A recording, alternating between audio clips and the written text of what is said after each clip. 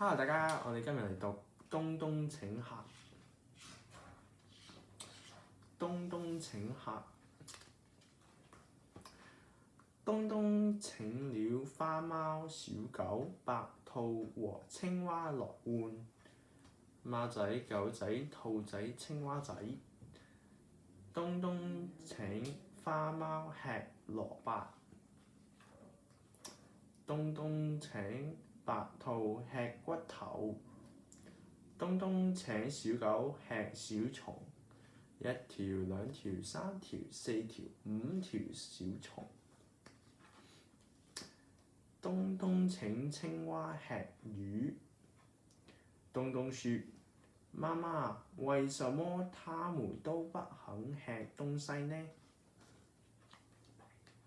媽媽說：它們不是吃得很好嗎？